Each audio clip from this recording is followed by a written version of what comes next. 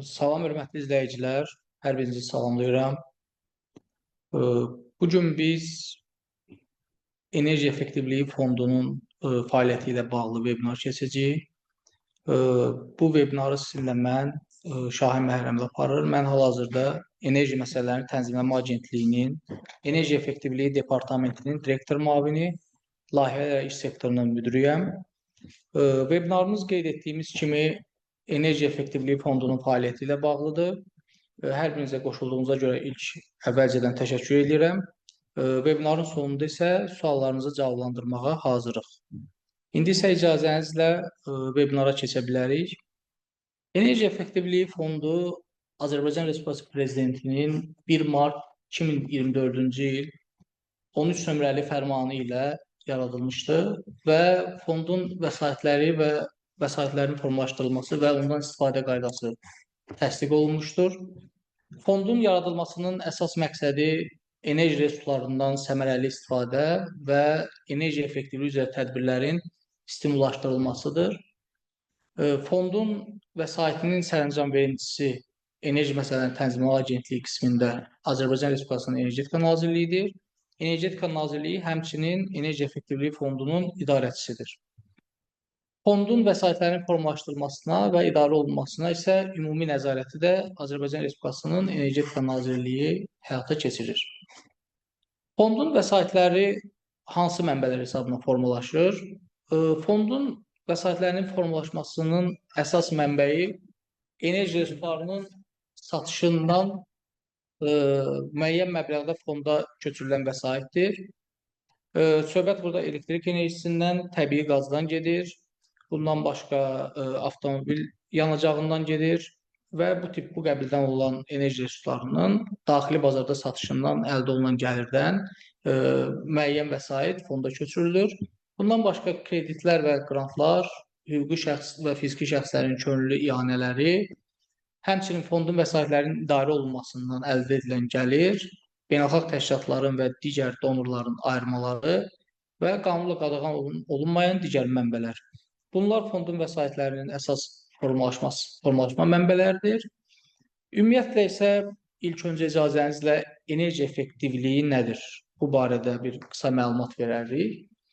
Azərbaycan Respublikasının enerji resurslarından səmərəli istifadə və enerji effektivliyi haqqında qanununda olan təsbitə əsasən enerji effektivliyi məhsulun və ya enerjinin istehlak olunan enerjiyə nisbətidir.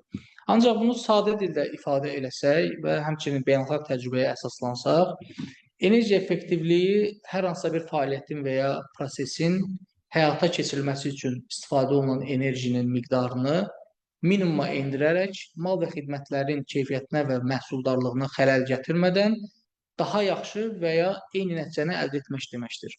Yəni siz mövcud olan komfortunuzda dəyişiklik etmirsiniz, ancaq daha az enerji istehlak edərək daha yaxşı nəticəni və yaxud da eyni nəticəni əldə edirsiniz. Bundan başqa isə yenə enerji resurslarından səmərəli istifadə və enerji effektivliyi haqqında qanuna əsasən effektivlik potensialı texniki cəhətdən mümkünlüyü və iqtisadi cəhətdən əlverişli nəzərə alınmaqla enerji effektivliyi üzrə tədbirlərin tətbiqi nəticəsində qənaət oluna biləcək enerjinin miqdarıdır. Yəni, enerjiyə qənaət tədbirləri həyata keçirilərkən təkcə texniki cəhətdən mümkünlük yox, həm də iqtisadi cəhətdən əlverişlilik də nəzərə alınmalıdır. İndi isə fondun vəsaitlərinin istifadə istiqamətləri barədə məlumat vermək istərdik. Fondun vəsaitinin istifadə istiqamətləri həm qanunda da təsbit olunub, bundan başqa enerji effektivliyi fondunun vəsaitlərinin istifadə qaydasında da təsbit olunmuşdur. Enerji effektivliyi üzrə tədbirlərin və dövlət proqramlarının dəstəklənməsidir. Qanunun müvafiq maddəsinə nəzərdə tutulan elmi-texniki fəaliyyətin dəstəklənməsi, enerji menecmenti sisteminin tətbiqi, ağıllı sayğacların və sistemlərin tətbiqi, kogenerasiya və yüksək effektiv kogenerasiya qurğularının tətbiqi və bərpa olunan enerji mənbələrindən istifadə. İndi biz burada təsbit olunan istifadə istiqamətləri barədə bir qədər geniş məlumat verməyə çalışacağıq. Qanunun müvafiq maddəsində nəzərdə tutulan elmi texniki fəaliyyət dedikdə nə nəzərdə tutulur? Burada enerji effektivliyi sahəsində elmi nailiyyətlərin və yeniliklərin tətbiqindən söhbət gedir. Həmçinin enerji effektivliyi sahəsində yeni materialların, texnika və texnologiyaların yaradılması və tətbiqi, enerji effektivliyi tədqiqat və proqramların və layihələrin hazırlanması və elmi araşdırmaların aparılması. Digər bir istiqamət sahəsi isə enerji menecmenti sisteminin tətbiqidir. Bildiyiniz kimi, illik istehlakı 1000 ton neft ekvivalentindən çox olan təsərrüfat subyektləri, həmçinin tikinti sahəsi ən azı 10.000 kvadrat metr və illik enerji istehlakı 250 ton neft ekvivalentindən çox olan qeyri-yaşayış binaları məcburi qaydada enerji menecmentini sistemini tətbiq etməlidir. Və bu sistemin tətbiqinin belə deyək, tətbiqi üçün də enerji effektivliyi fondunun vəsaitlərindən gələcəkdə istifadə edilə bilər. Ağıllı sayğaclar isə bildiyiniz kimi enerjinin miqdarını və dəyərini zamana görə ölçür, məlumatların müasir informasiya və kommunikasiya texnologiyalarından istifadə etməklə təchizatçılara və istehlakçılara çatdırılmasını həyata keçirdir və artıq dünyanın bir çox qabaqcıl ölkələrində tətbiq edilir.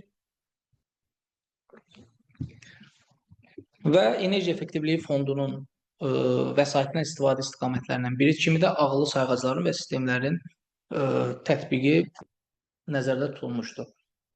Bundan başqa kogenerasiya və yüksək effektiv generasiya qurğularının tətbiqi də fondun vəsaitinin istifadə istiqamətlərinə daxildir və həmçinin bərpa olunan enerji mənbələrindən istifadə.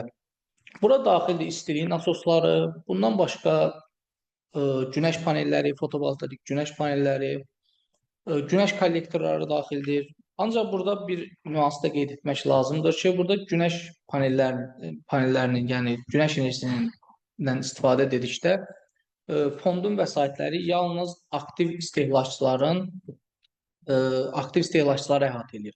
Aktiv istehlakçılar isə hal-hazırda gücü 150 kilovata qədər olan istehlakçılardır. Yəni bunu da qeyd etmək istərdik. Stimullaşdırıcı tədbirlərə gəlincə isə, stimullaşdırıcı tədbirlər dedikdə hansı tədbirlər mövcuddur? Yəni fond güzəştli kreditlərin verilməsi yolu ilə, pilot layihələrin tətbiqi yolu ilə və qrant və subsidiyaların ayrılması yolu ilə enerji effektivliyi üzrə tədbirləri stimullaşdırır. İndi isə bu layihələr barədə də qısa məlumat verəcəyik. Ancaq ondan əvvəl isə tədbir və texnologiyaları haqqında bir qədər ətraflı, yəni tədbir və texnologiyalar deyəndə adətən yenə hansı texnologiyalar nəzərdə tutulur? Yəni bura binaların izolyasiyası daxildir. Məsəl üçün, hüquqi və fiziki şəxslər öz təsərrüfat subyektlərində izolyasiya prosesləri həyata keçirdərkən fondun vəsaitlərindən istifadə üçün müraciət edə bilərlər. Bu günəş kollektorları, damüstü günəş panelləri, bu barədə artıq danışmışıq. İstilik nasoslarının tətbiqidir. Bundan başqa effektiv havalandırma sistemlərinin tətbiqidir. ISO 50001 standartının tətbiqi, kogenerasiya, trigenerasiya qurğularının tətbiqidir və qazanların modernləşdirilməsi. Yəni bu tədbir və texnologiyalar və həmçinin bunlar təbii ki, biraz daha genişdir, lakin biz daha qısa məlumat verməyə çalışırıq. Bu tədbir və texnologiyalar tətbiqi məqsədi ilə enerji effektivliyi fondunun vəsaitindən istifadə etmək mümkündür. Burada əsas istiqamətlərdən biri güzəştli kreditlərin verilməsidir. Hal-hazırda enerji effektivliyi fondunun vəsaiti hesabına müvəkkil kredit təşkilatları vasitəsilə güzəştli kreditlərin verilməsi nəzərdə tutulmuşdur. Yəni bunlar bank və ya bank olmayan kredit təşkilatları vasitəsilə güzəştli kreditlər veriləcəkdir. Və güzəştli kreditlər məbləğinə və müddətinə görə fərqlənir. 1000 manatdan 50.000 manata dək olan güzəştli kreditlər kiçik həcmli kreditlər sayılır və bunlar 5 ilə dək verilir. 50.001 manatdan 1 milyon manata dək olan kreditlər isə orta həcmli kreditlər sayılır və bunların müddəti 10 ilə dək nəzərdə tutulmuşdur. 1 milyon 1 manatdan 10 milyon manata dək olan kreditlər isə iri həcmli kreditlərdir və bu kreditlərin müddəti 15 ilə dəkdir. Yəni, bundan əvvəl də qeyd etdiyim enerji effektivliyi üzrə tədbir və texnologiyaların tətbiqi üçün hüquqi və fiziki şəxslər müvəkkil kredit təşkilatlarına vasitəsilə müraciət edə bilərlər və fondun vəsaitlərindən istifadə etməklə enerji effektivliyini öz təsərrüfat subyektlərində artıra bilərlər. Və müvəkkil kredit təşkilatlarına dair bir sıra tələblər var. Yəni, hansı banklar müraciət edə bilər? Bunlar Azərbaycan Respublikası Mərkəzi Bankının müəyyən etdiyi minimum məcmu kapital, kapital adekvatlığı və likvidlik əmsalları üzrə prudensial tələblərə cavab verən banklar olmalıdır. Son 2 ildə kredit portfelində qeyri-işlək kreditlərin payı 10%-dən yuxarı olmamalıdır və vaxtı keçmiş kreditlərlə iş üzrə müvafiq daxili qayda və prosedurlar olmalıdır. Yəni, bu banklar Enerji Məsələləri Tənzimləmə Agentliyi ilə sözgedən formatda əməkdaşlıq edəcəklər və müraciət edə bilərlər və banklar müraciət etdikdən sonra həmin bankların siyasi ictimaiyyətə açıqlanacaq və həmin banklar vasitəsilə hüquqi və fiziki şəxslər güzəştli kreditlərə müraciət edə bilərlər və enerji effektivliyi tədbirlərinin tətbiqi vasitəsilə öz enerji səmərəlilərini artıra bilərlər.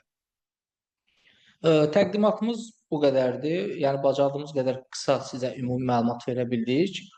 Əgər sizi maraqlandıran suallar varsa, biz onlara cavab verməyə hazırıq.